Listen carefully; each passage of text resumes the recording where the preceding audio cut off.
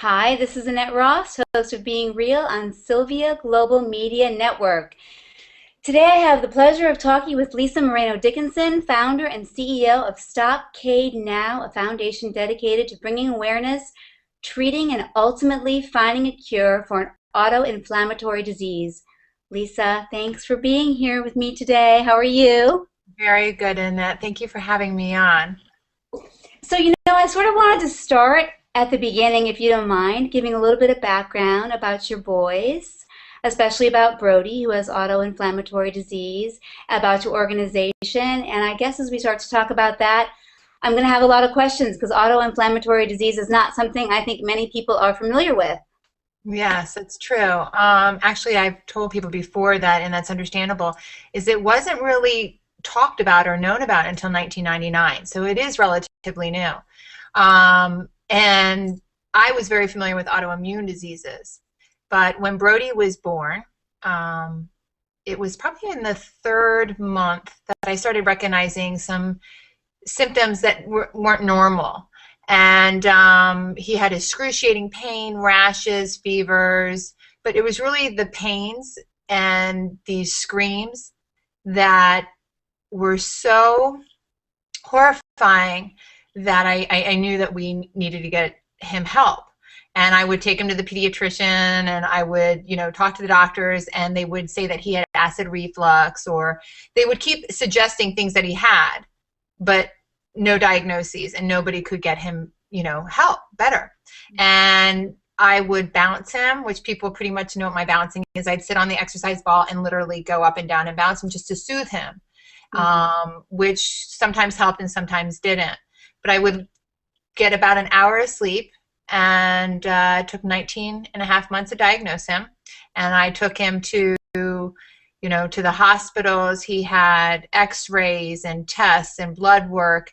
And it wasn't until his first surgery, laparoscopic, that they found these non-caseating granulomas throughout his body and in his organs. So that surgery right there started the whole, like, wow, something is going on here. And it was such a rarity to find in an infant that it actually went to the board to be reviewed to make sure it was a non-caseating granuloma. Taking it a step further, we just went with what can you have with these non-caseating granulomas and his symptoms, and just trying to piece it together. I called every hospital. I called every doctor. I didn't care if it was the renowned hospital. I even called a pathologist, which he's in a hole in Michigan. I didn't care. I needed to know who has done research on these non-caseating granulomas and can put them together with the symptoms that Brody was having. And, I spoke to you earlier. It was when I was in the hospital with him, and I think he was about 7 months at this time, that we had the surgery, and still no diagnoses. And he was screaming in pain, and I was in front of the 2 nurses and the 3 doctors, and they just looked at me. And the one nurse had left the room, and I wasn't certain why, but they couldn't help. They felt horrible. They couldn't help. And I thought right there, that I had to be his advocate and just keep pushing and pushing to try to find a diagnosis. We went to the NIH, and we had the genetic work done for diseases with these non-caseating granulomas. The AFIP was involved, who is no longer around, which they were wonderful. And they actually found silica in his non-caseating granulomas. So I had all this information and still no diagnosis, and still no treatment. So it wasn't until about the 19th month that I drove to the Cleveland Clinic. I actually was making all these phone calls, and I called this doctor, Dr. Stephen Spalding, and I talked to his secretary, and she says, oh yeah, we've heard of conditions like this. And I had to ask her again. I said, you've heard of conditions like this? So I said, let me get in. And she's like, when can you come? I said, you name it, I'm driving there. And I drove there, and he saw Brody. And in fairness, he had these reports. You know, he had the biopsies, he had the genetics, and then he had the symptoms, and then he's seeing him. So he's like, I thought this was going to be a really hard something to diagnose. And he diagnosed him with this atypical Blau syndrome. And it's atypical because his organs were affected, and they are affected. You know, I've been asked, did that bother me right when I got the name? Like, what did I think as a mom? Like, okay, now he has this very rare and genetic disease, and, you know, how did I feel? I think I was so tired. I don't know that the name affected me. It was more like, okay, here we got a name. Now I'm going to finally get him some treatment. This doctor knows what he's talking about, and we have a plan. Plan of action to me, not dropping the ball, and a promise mean everything to me. So I had that at that point. And there was more of a promise.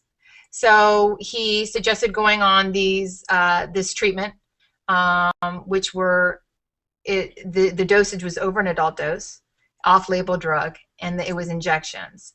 And I remember when we got home, I think What do you mean, excuse me 1 second, what do you mean by an off-label drug? Meaning it wasn't approved by the insurance company for Brody's age. Oh, okay, okay. Now, a lot of these drugs aren't, and understandably so, because there's not that many kids there's probably about 15,000 Right. children who suffer with a CAID under the umbrella of CAID. However, with the dwindling effect and links to MS and all as such, then the population grows with those who are affected with inflammatory disease. So I was injecting him with this drug, and that in itself was very difficult, not only on Brody but on his brother Aiden. And Brody's strong, and I would literally have to sit on him because he got used to not wanting that he would move his leg up and down, so the injection would go in and out, and it was such a long needle that in order to get it in, you had to do two. It was the worst, I would say, 5 minutes of my life, and the best 5 minutes of my life. And best being because it was the closest thing that we had at that time to treat him to some level of, freedom of pain. I finally decided not to give it to him anymore because his body got too used to it. So it wore off, and we were already giving him that high dose. So, but it was during that time frame that I started the foundation. And I've said before, I was in the bathroom and I was looking at him, and I was going to go back into my field, which I used to work for the police department. And I was looking at him like, okay, it took 19 and a half months to diagnose him. I don't know how long I have Brody. No doctors can give you an answer. And I was giving him an adult dose of an off-label drug. And I said, and there was nobody to help me, collectively help me. And it sounds cliche that you don't want anybody, which is a good thing, to go through what you go through. But I don't want any child to ever go through what Brody went through. An article had just come out. I don't know if you had a chance to read it, but it actually had his honorary aunt talking about, it's going to get me a little emotional, about that time period. And she saw Brody during it. And I think it's not that I'm numb to it or that I'm not emotional about it, but I'm going so much in full force for the foundation and all the children that sometimes it's hard to think back about those times. And I was there, but I was the mom and I was the advocate at the same time. So to hear it from another person's perspective really shines light to it. Wow, that is a lot. Let me ask you something about your time in trying to get him diagnosed with the NIH. What was that experience like? And you didn't, sign up for being an advocate, right? For being an advocate for being involved in the medical community in that way is very complicated. The NIH is a complicated organization. How was that navigation for you? What was that like? You know, the NIH is wonderful. I think that it's a good resource. They're good at what they do. I've had a lot of doctors drop the ball on Brody, and there were some doctors who weren't certain what it was, so they would drop the ball instead of trying to figure it out. At the NIH, we did the genetic testing. It was kind of easy because we found the gene. He had this gene for NOD2 card 15, which is in that Blau early onset sarcoidosis, and even those with Crohn's disease can carry this gene. Okay. So we were able to get the gene, the diagnoses of that, the genetics at that time. It was eventful. I will say one thing I remember about the NIH, which is so off, not topic, but my oldest was going through his own stuff and watching his brother and the screams, how Aiden got through that must have been difficult. And he was never terribly shy, but the NIH had this little party in the Ronald McDonald House. And I remember coming out with Brody, and we were at this little party. And Aiden and I would always dance to, I think maybe you've heard in the interviews, like, it's never been the wheels on the bus. It's like, don't you worry, child. We were screaming, singing this morning with Brody after being in the hospital. But I was in the crowd watching him, and he got up and he started singing and dancing in front of all these families. And it broke my heart, because here's this young boy who's watching his brother go through so much, and he stood up and he expressed himself, and it was key. So even though the hardships that I've gone through with this whole trial of Brody being diagnosed and his disease, there's such a balance in life. I've never asked God, why me? I get that all the time, and it's I just never have. I feel that maybe he had a reason. And not that I would ever wish pain or these diseases on my children so I could help all these other children, but I have such faith. And I keep saying to people, how can you say you have faith if you don't put it in God's hands, if you're scared? Or, it doesn't make sense to say that you have faith and then question everything. So I have faith that God knows what he's doing, and I have faith in my ability. I'm a very, very strong, balanced individual, and I try so hard to make sure that no matter what the children go through, that they have that balance of inner peace. And that's why I've done, and can go StopCAIDNow in the 2 years. There's so much that has been established. There's so many projects that have been developed. And that's because when I started the foundation, I said, okay, what do the doctors need? What do the families need? And what do the children need? And then one by one, I just, even in parallel, just started developing these projects. So you've met some of the other families. I'm sorry? You've met some of the other children and families who have... Brody's actually one and I want to say 30 cases that I know of. 94, sorry, that was before. 94 cases. I will say, I can say this because Brody's not here and Aiden's not here. One of the first case that I read of Blau syndrome, even Blau, not atypical Blau, when I was researching, was an autopsy report in London of an infant. Ooh.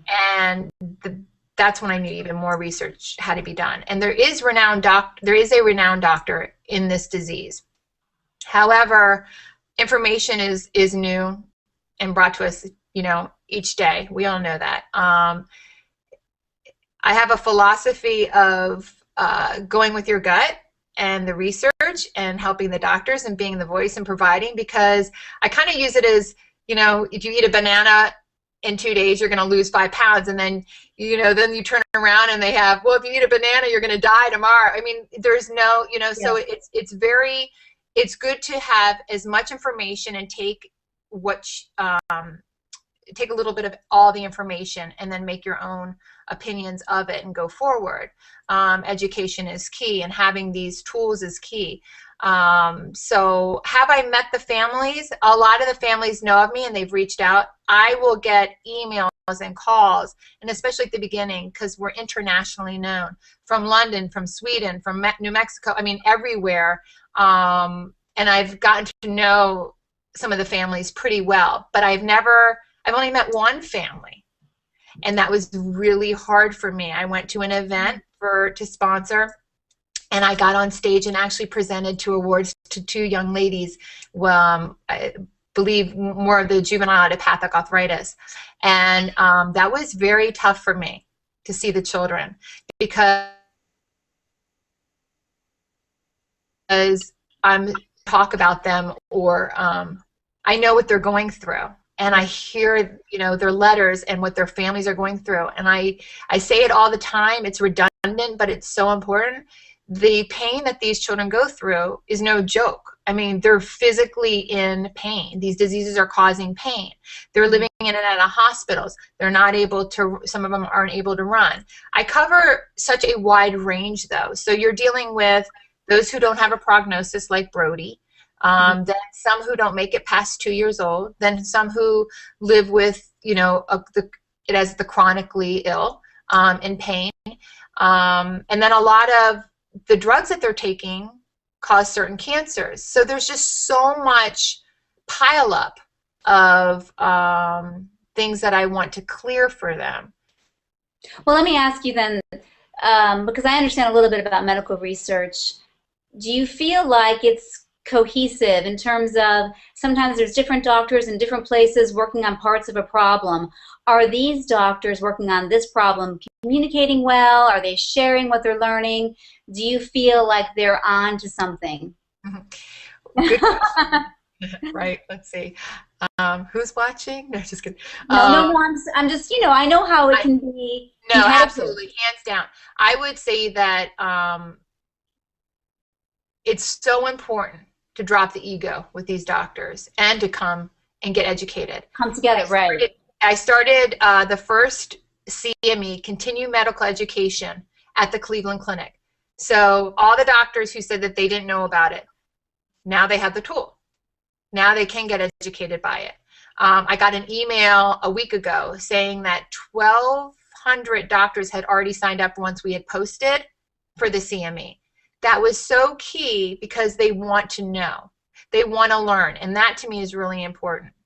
To answer your question, I think that there are definitely, because it affects every different organ and part of the body, I do think that there are some, you know, the cardiologists are looking at certain things, you know, the rheumatologists, the ophthalmologists, so they all have their own part in it. But Right. What's great about the CME is that it's collective. And at the Cleveland Clinic, I have the first clinic called CAID there. So all the doctors that would be involved in helping these children into adulthood are there learning, which is good. And then we have a treatment that I can't really talk too much about, but will benefit those from suffering with these autoinflammatory diseases. So there are some treatments now. Are the drugs that you were talking about the kids using, how have they responded? What kinds of side effects have you had to deal with, or have they been, what is that, you know, has it been effective? Brody's on it would be probably his last trial of medications. He's taking infusions right now. They were not working, but this last dose of infusions seems to be working the best. So it took him a little longer.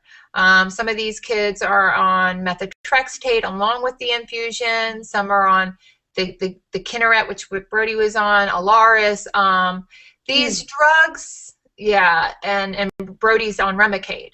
So, you know, the hard part about it is that when you're dealing with obviously, you know, a young child, you don't know all the symptoms. I mean, Brody's first words were boo boo, but I don't know all the symptoms that he's experiencing from the drug or from his own illnesses that he's getting older, so he's being more symptomatic. I will say that he says he has a lot of pain in his head. Sometimes he'll say, and so I don't know if it's a headache or it's the inflammation in the brain. I had said about 9 months ago that or even maybe even longer than that, that with atypical bowel syndrome, you can have, neurological issues. And they were saying, no. Well, then an abstract came out about 7 months ago stating that there is a link. So the inflammation doesn't sit still. So I'm not certain, to answer your question, if they're getting more side effects from it. There's definitely treatments out there. You know, a lot of the kids with juvenile idiopathic arthritis or rheumatoid arthritis, they gain a lot of, balance with some of these treatments, that they are able to do more. But the damage, once the damage is done, the damage is done. And then with some of the other diseases that I deal with, you know, I cover over 30. It depends on the individual. And why I coined CAID instead of doing a foundation on Blau syndrome was because I know that Brody has the genetics for atypical Blau. However, with all this different symptoms, he could have an overlap of all these. And the more I thought about it, it's like focusing on the mechanism of the inflammation and being able to shut it off could not only help Brody, but all children and people suffering from an autoinflammatory disease. So that's why. And so that's why with even these drugs, you know, it's hard to tell because there's so much overlap. Right. And you're seeing the relationship, you know, you're seeing the relationship between these and other diseases and how, well, the body is so connected. You said that you didn't really question God, which that is just not me at all, but I love that you really don't. But faith without works is dead. So you're in there working every day, and that is, to me, like a sign of your immense faith. But as a mother, I mean, we all sort of, I don't know if you did. I would have to say that I did as a mother. I thought, you know, what is it going to be like to have my child? What is it going to be like to be a mother? And this is probably different than a typical experience. And that's one thing that I've wondered about for you, if it, your boys are beautiful and I've seen them, but is it disappointing in any way, or is it sad for you in any way that this has been part of the road and the journey for you as a mom? You know, that's a good question. I never thought, okay, how's life going to be? I don't live my life with expectations. I live my life. It either happens or it doesn't. And I know that I'm in control of what I put out there, and I know I'm in control of which road I take. So I'm okay with that. And with them, where it becomes as a mom, the only time that I ever feel kind of sad for them, which is not really, because we live. You know, you can have hurdles, you can have obstacles, but they don't have to control your life. And that's what I don't want them to do. Although, I mean, I hear the pain. It's so hard when and I've said this, when I'm bouncing Brody at night and he's in pain, and then I'm rubbing Aiden's leg from his pains and he's crying. It's Aiden really who sometimes can make me swallow a little bit more, and obviously because he's older and more vocal, when he gets on the iPad and he'll be watching basketball or football and how fast they can run. And he's been doing that more so. And maybe we should do really quick, though, is talk about Aiden and what's going on with him, because we talked a little bit about Brody, and that's the autoinflammatory, but so people can understand. You have another son named Aiden and what he's dealing with. Right. I don't have a diagnosis yet. I'm actually in the process. Why I was at the hospital this morning at 8 in the morning. I have been fighting to get Aiden help. And he has some sort of muscle disease, we have found, and literally went from leg pains when he was a baby, though, too. at 6 months, I was in a hospital with him with leukopenia, which means low white blood count. His pediatrician said he's probably going to have an autoimmune disease, but he's too young to identify it, so they didn't know. So I just watched. His first PET scan was at 2 years old. He would get 108-degree temperatures, 108, not 0.8. He just was so symptomatic. And unlike Brody, Brody was screaming in pain. And even with his fevers, he was like just expressive. Aiden was he would be limp in your arms and you'd be carrying him like a leaf. And just, you wouldn't know what's going on. And he would shut down, like turn pale. And then things just progress. He has these telangiectasias, which is the broken blood vessels that would come out more. Just a lot more symptoms that were rolling and rolling, and leg pains. He'd always complain about leg pains. Well, in the last 2 years, so much that he's been tripping. And it's like today when I got out of the car, he fell out of the car. And you want to say that he just tripped, but he's been tripping more. He is falling more. He's collapsing more. It's like the doctor even said, his balance, his gait is so thrown off. And I'm not angry with anybody. I'm not. But as I said, I will reintroduce myself. 2 years ago, I told this doctor what I thought was going on, and they denied the opportunity to find it. And now look like we're at that point where it could be the same diagnoses or in that family. And it goes back to where I swallow hard is when your children feel defeated, you swallow hard for them because you can feel their pain and they're too young. Yes. But I will show him in every possible way it won't defeat him. But so I'm going through that right now with him. And he loves soccer. And he can run. It's not like Aiden can't run around. It's just what happens after. It's like he had his birthday party and he ran around with the kids and then he was on the sofa the rest of the time. Or when he's at recess, he'll do his thing and then the nurse will say he's, at the office because his leg pains. And sometimes you come into his arms. And so we just had the muscle biopsy, which showed that there's some kind of muscle disease going on. But I don't have a diagnosis yet. And we had the genetics done this morning and some more blood testing. And he was, we go around the table at night and we always say, okay, what was your favorite part of the day? Well, for an 8-year-old just turning 8, last week said, when we had come back from the one doctor, he said, my favorite part of the day is that we almost have a diagnosis. Mm. And that he knows the word. Now, granted, his mom is doing this and he knows about Brody. Yeah. But he is we don't care about the term. We just want to know so we can go forward. And that's what I want for these kids, to go forward. I mean, they need help. The children, they fight. And yes, there's days where they say, this disease won't get me. And they're fighters and they mean it. But at the same time, you're watching these children watch other children run. You're watching these children, making friendships because they're in school all the time. And you're watching these children watch the families come apart because financially these drugs are what, $15,000 a shot. Or, the emotional strain that can happen with families. Yeah. So there's a lot of emotional and physical that these children have to endure.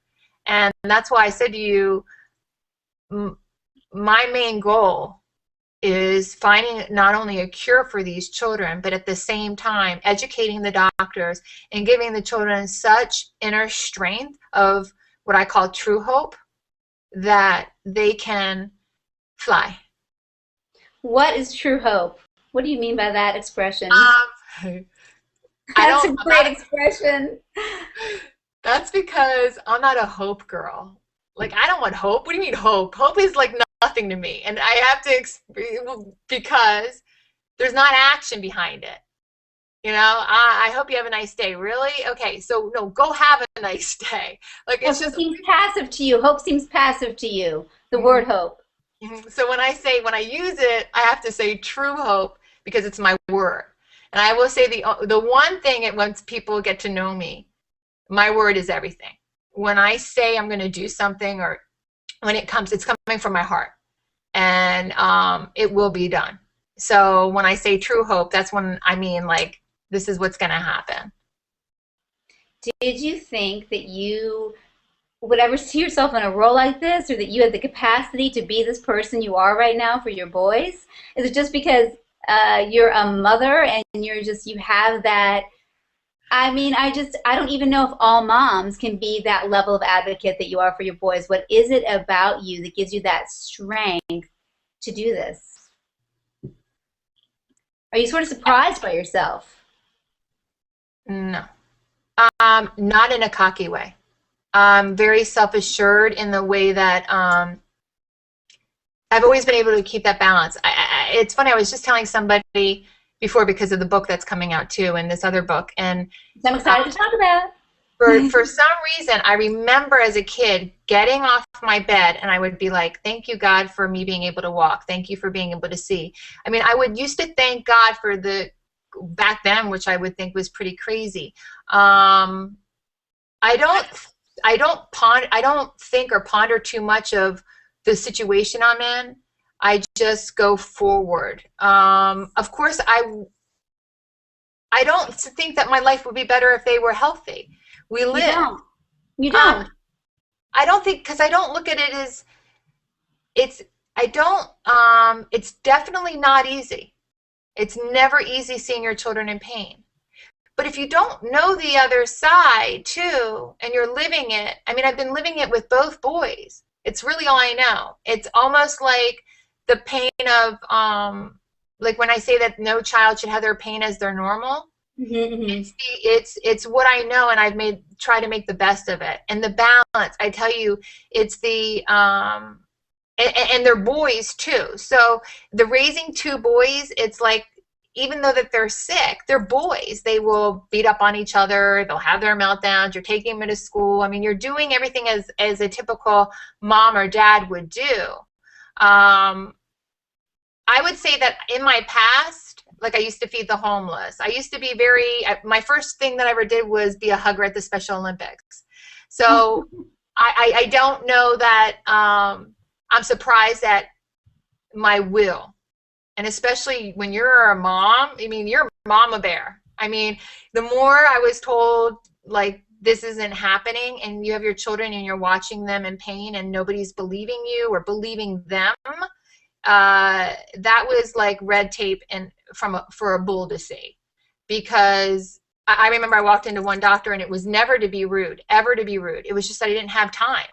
If you heard Brody's screams, I didn't have time to play around. I didn't have time to, when they would bring in 5 different doctors, I'm like, there's no time for this. We need to get to A to B to C right now because I need an answer. And if you can't do that, I respect it, but I'll move forward. And I remember this one doctor, I came in, I said, do you think outside the box? And he said no. And I said, okay. And I dismissed myself. I don't know that any mother would or wouldn't. I think that when you watch your children fight, and I want them to live. I want them to not remember and look back at looking out the window at the hospital. Like today, Aiden was getting blood work done and Brody was holding his hand because he knows. And he kept saying, it's going to be okay. I get this done all the time. Well, little does he know that Aiden truly does get more workup, but Brody's younger. And he was trying to comfort his brother. And that to me, it doesn't take away the pains of watching them or what all the children go through, but it balances. It warms your heart for a minute or two to keep going, maybe. Is that sort of like your silver lining? No. I mean, is that sort of like the thing that you say there is something rich in this or something deep and meaningful, even though it's tremendous suffering? I think that for life. I don't know that I think about it specifically for them going through this. I think in life, that's why I say there's no roadless, no roadless travel. I wouldn't change anything in my past because it's brought us to where we're going or where we are right now. Wow, who says that they wouldn't change anything in their past? That is such a And you know my past of it, so I mean, it's not that and trust me, when people see the book, they're going to know I have a past. I mean, it wasn't the easiest past, but it's how you look at life.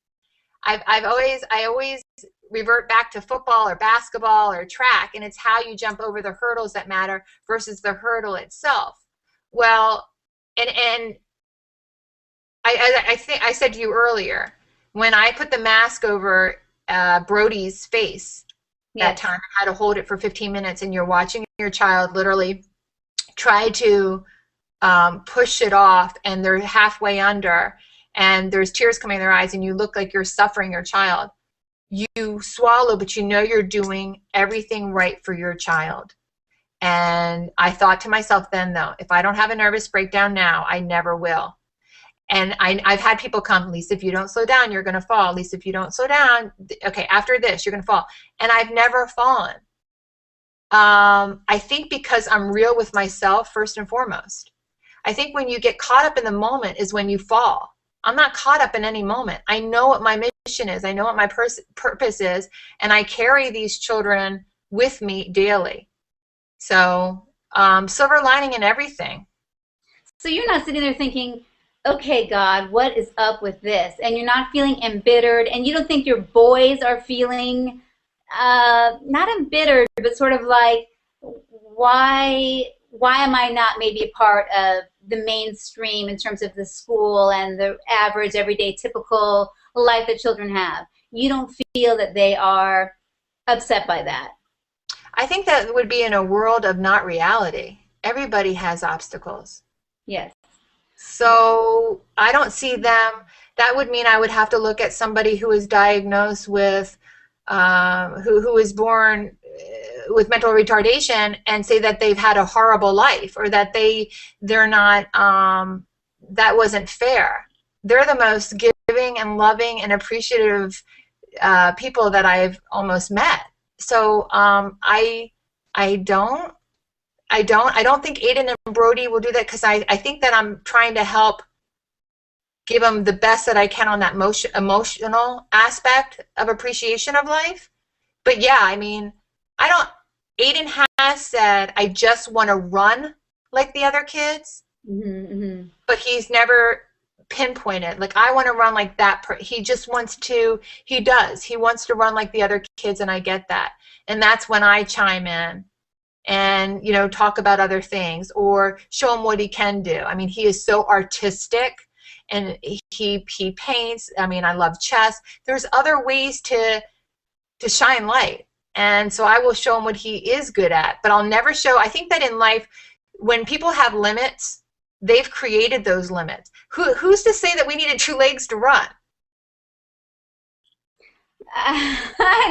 Well, I thought when you said, you know what I mean. I mean, I'm saying that, like, we've created this knowledge of what is supposed to and what you need to do it. But then when you do that, you shelter yourself into actually being able to do anything that you want to do. Agree with you so wholeheartedly, but I mean, the reality is sort of still you're living in this world, right? Of this culture, and the culture of, you know, he is having a different experience, let's say by going to the hospital and having more of those, and, you know, your typical child who goes for their checkup or whatever and has a cold, whatever. So I think that I'm probably not saying how incredible I think you are in terms of the way that you think and the way that you approach this, because I'm so impressed by people who can find that, who can say, listen, the limits are the ones you set upon yourself. But, you know, then I find back out in the world, you're battling that all the time, or you're battling what other people might say, or, I mean, you have to really be able to pull yourself up a lot. I mean, you must have run into that a little bit along the way. Certainly. Oh, I've run into a lot of walls. I mean, I've run into a lot of walls. I was alone. Alone? What do you mean alone? In finding in the mission?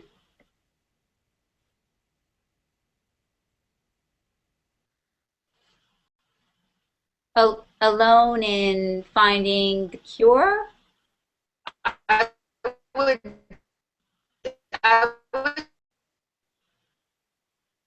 say I was pretty much in that 19 and a half months when you're fighting for your child.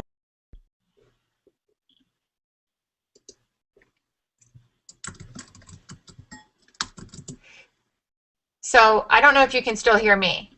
I can. But, I can. okay. But it's in the 19 and a half months when you're fighting for your child? When people say, that, you know, how can you use the word horrific, or suffering is such a horrible word, I pick my words correctly. It was horrific. The song, I can't think of it now, but I mean, I didn't put him down, hardly ever put him down.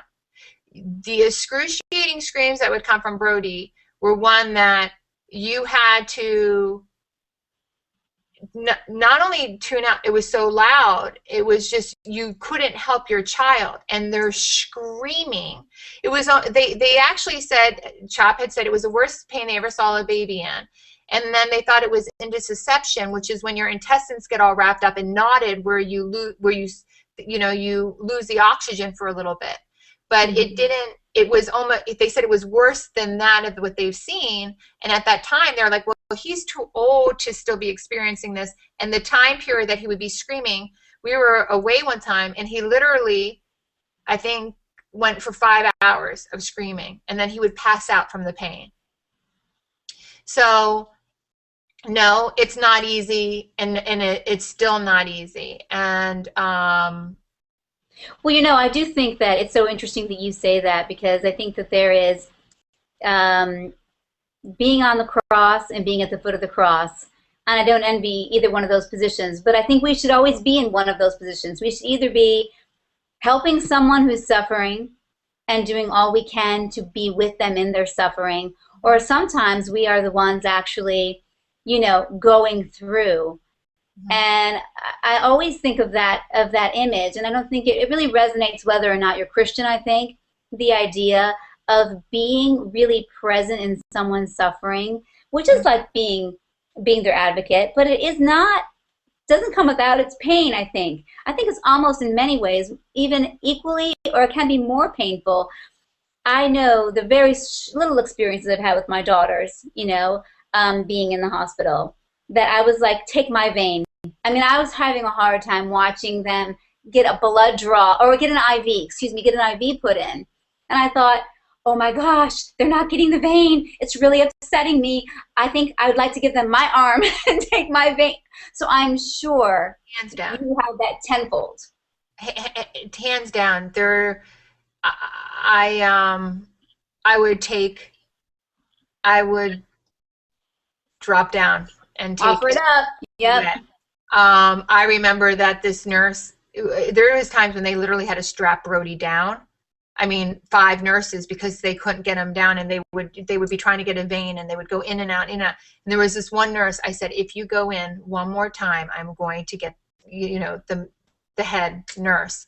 I've watched some things that I'm surprised that I did get through, but you have no choice.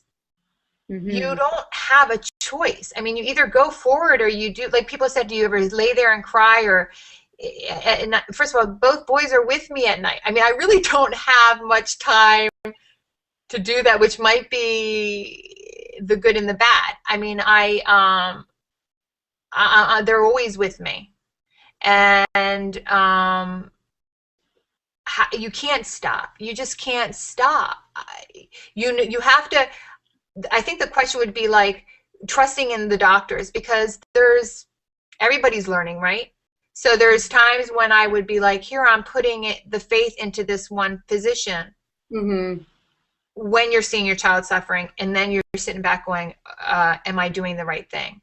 I mean, these moms and these parents were all going through that same, we know that if they don't get this treatment, that they're going to be worse, and that you can pass from this inflammation. It's so damaging. I mean, the drugs that they're taking causes cancer. Silica and Brody's non-caseating granulomas activated with inflammation causes cancer. So as a parent, I remember when I was at this other hospital, and I had to sign the release form that saying that this drug can kill your child, and you're signing that away. That I used to get, and I'm not an anxious person, but every day before his infusions, I get a little bit like, it's very difficult. It's very difficult to sign that because you don't know what it's going to do long term to your child. So you're not only dealing with these children in pain, your child in pain, not knowing what the disease is going to do to them. You're injecting them with these off-label drugs or these drugs, and you don't know what the effect that they're going to have. So those are things that are definitely on my mind. Mm-hmm. They don't paralyze you. They don't paralyze me because I have to keep moving for them. Well, you know, I think one thing that I just want to say is that, because you might take for granted yourself, that you say there's no choice, but the truth is, and we all know people out there in the world that make a choice to flee and not stay the course. So I do think that, I know you're not on talking to me because you want me to say, you know, you're amazing. But no. I also know how hard it is. I know, but it is so hard to stay the course and to not flee, to not give up, to have that kind of discipline, which we think would be natural, right? But the truth is that it's still very rare. It's still very rare because it is not easy to navigate that situation with both of your boys, not just one, but both of your boys. So I find that's what I find inspirational for me as a mother, and to just stay with it, to keep on moving forward. There's a lot of unknowns, right? I mean, there's so many unknowns with the doctors, with them all communicating. I know how complicated and political that can be, but it seems like you're doing your best you can to sort of like give them resources and information, which is something that that they need. They need good advocates also on your side of it. You'd probably be a doctor by now. You could probably earn your little honorary medical degree. You probably learned so much about this. Some think so, but it's a lot of logic in there too. I think that that's the one thing. I think that a lot of the theories that I've come up with are pretty logic. And you know, if I would say anything to those who are affected with CAID, or have a child who they're not sure what the child has. Yes. You know, it's not about being forceful or rude or arrogant, walking in and saying, no, I know my child has this, and, you know, don't take no for an answer. That's not how I am. But it's an understanding, it's communication. I think communication in life is key. I do too. It's like steps. Like when I leave, I want to know what the plan is. Because how do you, when you say drop the ball or flee, you're fleeing on your child. You're fleeing on, like if you've seen the videos of the children who have, you know, been posted in some of these videos, how could you ever, I can't walk by anybody suffering, let alone my own children. So I will, what I want for families to know is that you have the right to ask the questions. You have the right to get the medical information. Do not leave the hospital unless you have the answers. And if you don't feel that you're getting the right answers, go somewhere else. If the doctor doesn't want that, then you need to check the doctor. Because every doctor should want to work together. They work long hours. They have thousands of other patients. And that's the one thing. That's what I respect. I respect your job as well. I agree with you. Yeah, my Brody is important. My number one, Brody Aiden. However, they're seeing so many other patients. So how was I really going to leave it to, let's say they were tired, or let's say that they forgot that Brody had, you know, sugar issues, and then something happened. I mean, they're my children. I have to be on top of that and work with the doctor, and that's why more so I even did the CME also to help them. As well as, you know, with the families, because the more educated the doctors are, the more help that the families will get. I'm sure they really appreciate it. We have a few minutes left, but I want to give you a few minutes to talk about the book. Oh, okay. Can you say something, please, about it? Well, actually, David Alexander and Michael this photographer they brought this, and I'm kind of reading because I was brought into it and love it, just like your title with being real. I mean, I love everything about being real. Me too. So their book is celebrating real women that do good work, and it's featuring women who rock the USA city by city, and they're starting with Philadelphia. So I was chosen as one of the women to rock it out with being real, I guess. And I appreciate that, because there needs to be more of a emphasis on the things that are needed. I tell people all the time that there are so many other charities out there that need your help, and mine doesn't make it any better or you know, than another one in need. I plan on doing other events with other charities, and I heard, well, why would you do that? Because money could go to them. And it goes back to, like, you can bring a horse to a pail of water, but you can't make them drink it. So if they come and they donate to another charity, but they get more awareness on CAID, then somebody's getting help. It's still a win. Yes, I agree. And I know, and I think that you would agree, that I know that I'm going to get to where I need to get regardless for these children. So I'm not really concerned there. But yeah, so with this book, I'm really excited. David actually just posted on Facebook this PSA with Michael doing a great, his last name is Troeasy, Michael Troeasy, with the photographer, PSA. So what's the actual title of the book? I think it's Getting Real.